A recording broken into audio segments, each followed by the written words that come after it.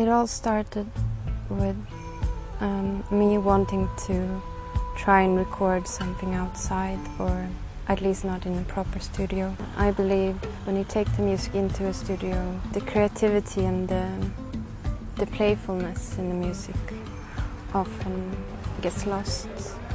So I decided I wanted to go somewhere, and preferably quite far away.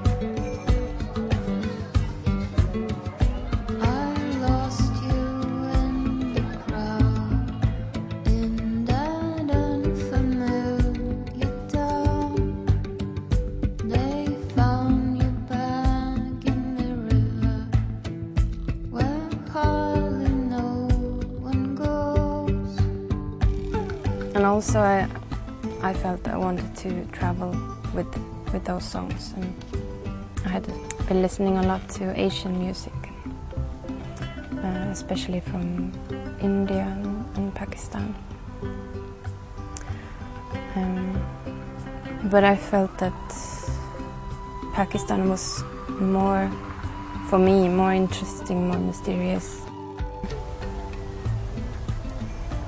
I felt I wanted to go there and see how my music would interpret with the Asian music and their tunes, and also to travel with the music and see how it would change to record outside and instead of in a studio.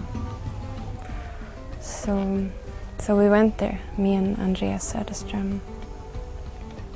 My first impression of Pakistan was that it was very loud, the volume, and everyone was pushing their horns constantly, and people all over, and miserable, dirty, very poor, and like dead animals, and I even saw a few dead humans. That was just in your face constantly. So I believe I was in constant shock from day one till we left, actually.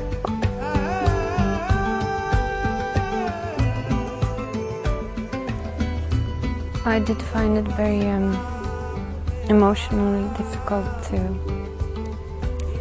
cope with the cultural differences, coming from West and going there to Pakistan, especially seeing how the situation was for women. And my plan was to try and record with female musicians, but that was kind of out of the question. And I asked for it. I asked my host about it, but he said it was hard, and they were in different part of the country, or they didn't live in Pakistan even.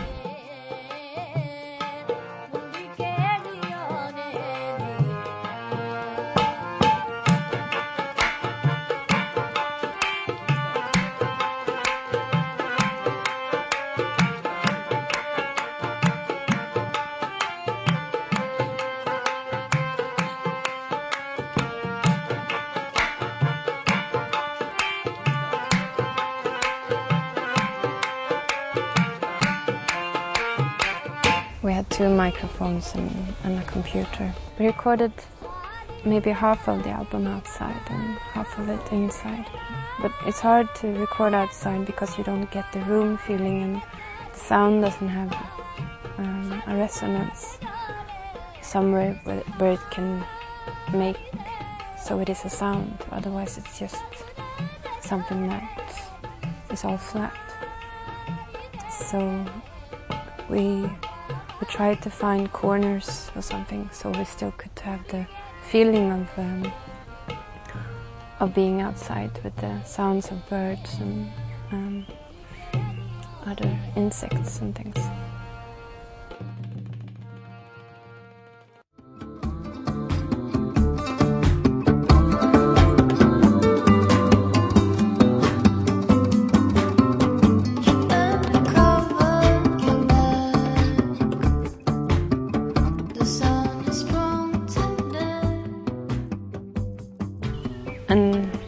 some of them had never recorded like that before, to listen in the headphones and hearing themselves and hearing the music, and so that they had to adjust, and also we had to adjust that they didn't, because they didn't know, like, because both me and Andreas are very used to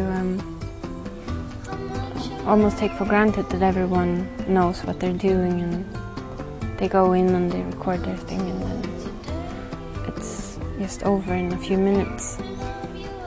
But I think it was very, it was a good experience for us both, because you become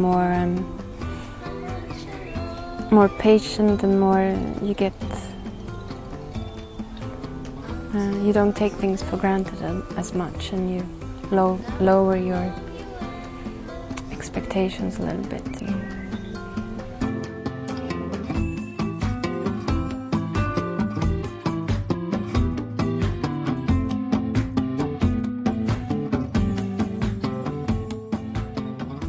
I sang kind of how I wanted the flute to sound.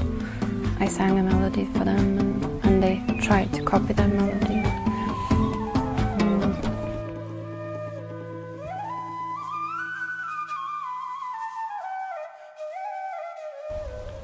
And also our host spoke English, so he could translate some of our desires, how we wanted it.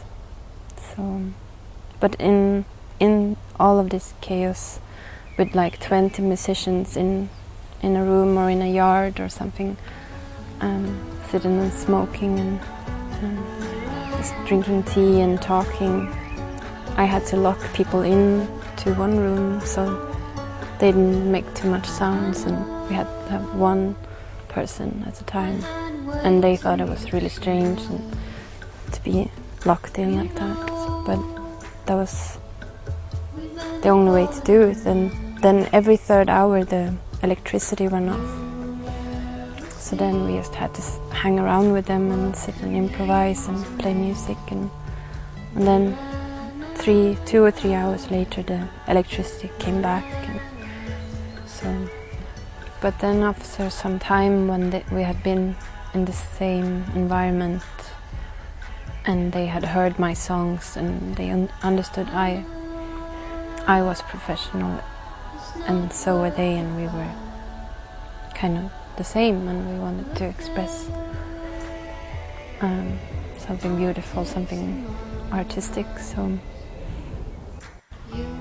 I sometimes, when I see a pink sky, I think of Pakistan, because the sky was always pink, very dirty and pink. And when I see that, I remember how it was. And I think about driving out in the countryside, and it's very beautiful with all the mountains and the nature. I don't think that I was prepared enough, and I don't think you can be prepared enough for what I experienced.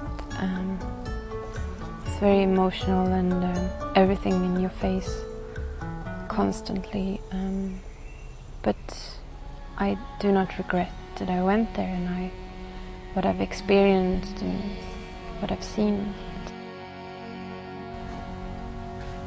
I've gotten the question many times from people if I consider myself brave for going to Pakistan, and which is, I mean, the situation there is very shaky, and you don't know from day to day what's going to happen. And I think it's more finding words if I'm brave or if I'm just stupid and extremely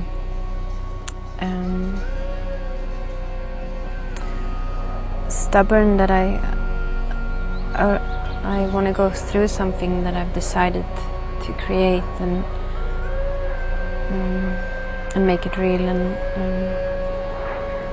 But sometimes I feel like, why did I even decide doing this? Because it's almost impossible, and it might be